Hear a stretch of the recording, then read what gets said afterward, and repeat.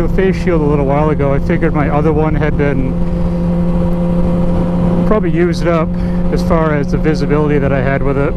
But it's one of those things you don't really notice until it gets to the point where it's so bad that when you put a new one on, you're like completely baffled by how bad the other one was. It's like putting in a new pair of contacts or new tires on your car or new brake pads. You never notice how bad something is until you replace it with the newer version of what you're replacing it with. And this shield I have on now is so incredibly clear. It just blows my mind of how much easier it is to see out of this compared to my other shield, which didn't look that bad, but it definitely needed to be replaced. I try and keep them in pretty good shape because they are expensive, the iridium ones that are tinted.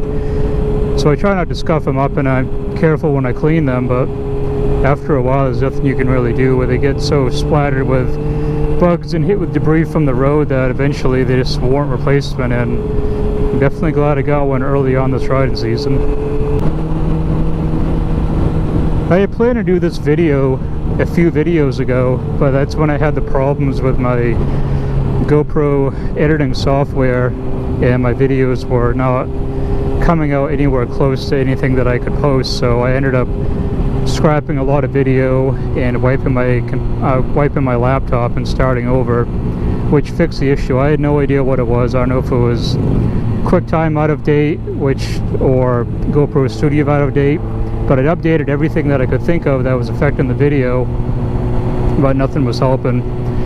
So I planned on doing this video a while ago, like I said, and whenever I get something, I always like to put a name to it, but it's not a usual name, like a girl's name, like Stephanie or Stacy or Tiffany or something like that.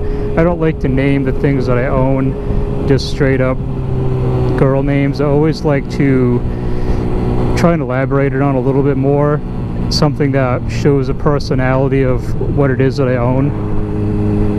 I never really named some of the Mustangs that I had before I got back into bikes, or while I had bikes at the time.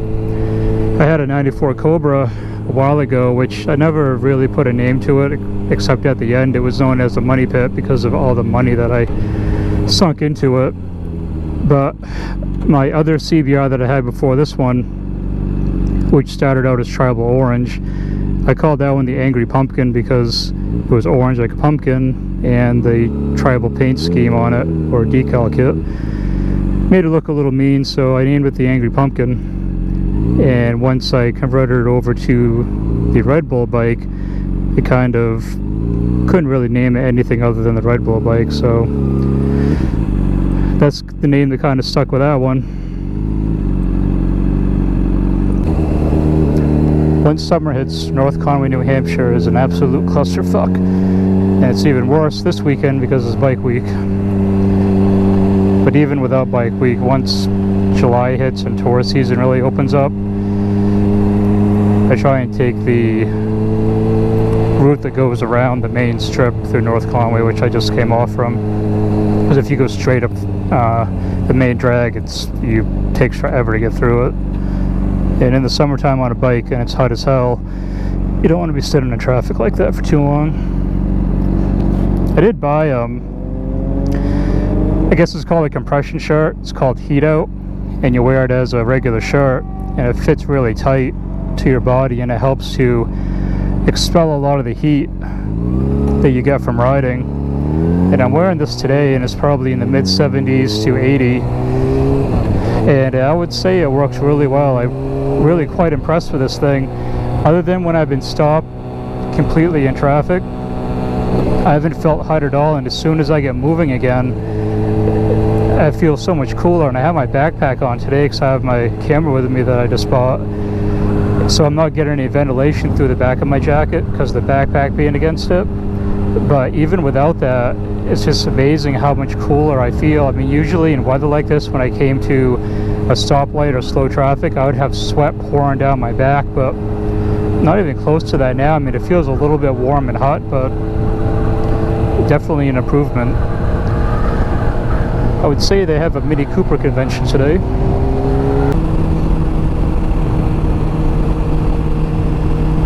I'll leave a link in the description as well for where you can pick up one of these shirts like I have on now, and definitely worth picking up if you live in a warmer climate. And Maine definitely isn't a warm climate environment, but it does get extremely warm when you're riding it if you're wearing a jacket, and wearing this instead of a regular cotton shirt is so much better. And I've only had it on just for this day, the first day I've tried it out, and I think every day that's like this I'm gonna wear it. I'll probably pick up a few more so I don't have to wash it every time, but they're not that expensive. It's like around 20 bucks I think, so good investment in my opinion.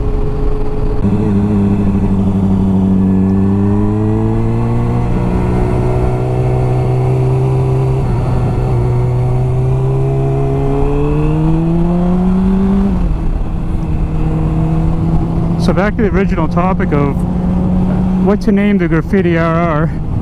Like I said, it needed to be something unique and something that has a little bit more meaning behind it than just a generic name for what I like to name things that I have. Starting out with the bike itself, it's unique on its own because this is the only year that Honda made it a Graffiti edition, was the 2008. And the 600RR was the only model that they made it in. They didn't make it for the 1000 or any other particular year.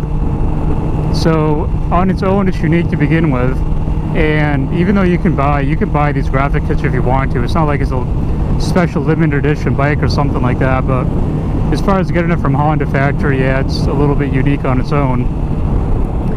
And it has a dark color to it. It's not really black. It's the actual color from Honda is called Matte Axis Gray. And from a distance it looks like it's black, but once you get up close you can tell it's actually a flat gray color. And the graphics decals of the Graffiti, those are actually black themselves. So those two things thrown together kind of give the bike a dark look to it, or a dark image to it. And being that it's time that the Game of Thrones TV show is wrapping up, I kind of wanted to tie it in with that a little bit. And one of the very unique features about the CBRs and some of the other sport bike brands are like this as well, but this is particular for all the Hondas from 2003 and up, is they all have a dual headlight setup on the front and a third light in the middle up at the top. It's a small light, it's called the third eye. And I kind of wanted to tie that into the Game of Thrones TV show because it's my absolute favorite show, and the show just concluded recently for season 6. So I kind of wanted to tie this all in together. So I kind of came up with the name of the Three-Eyed Raven because the bike has a dark look to it like a raven. It's almost black, and it has the third eye. And there's a character on the Game of Thrones TV show called the Three-Eyed Raven. So it all kind of seemed to fit together pretty well. I thought it was kind of clever. You may think it's completely stupid, and if you think so, feel free to leave a comment. I'm not against any type of criticism, but I thought it was kind of clever to come up with that.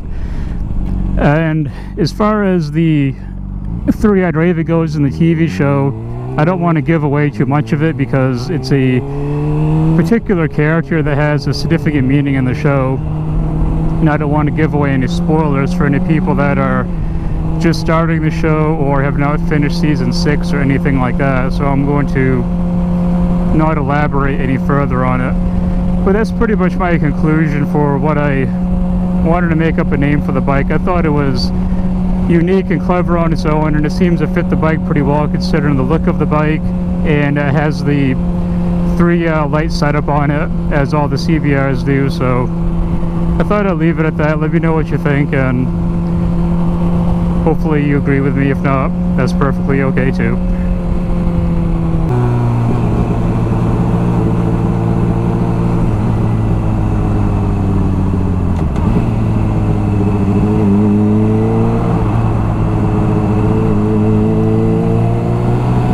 Speed limit 55, current speed 16. EatMoreKale.com. I've never had kale. I don't plan on having kale. I will probably never eat kale.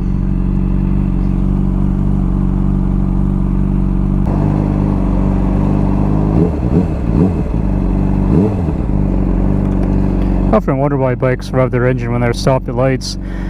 before I ever got a bike, I was like, why the hell do people do that? And then I find myself doing it all the time. I do it because I'm friggin' bored, and because it puts more carbon dioxide in the atmosphere to cause more global warming and give me a longer summer to ride in. That's pretty much my justification for it. On a side note, I don't believe automobile pollution causes global warming. I think it's just a bunch of liberal tree-hugging fucking bullshit.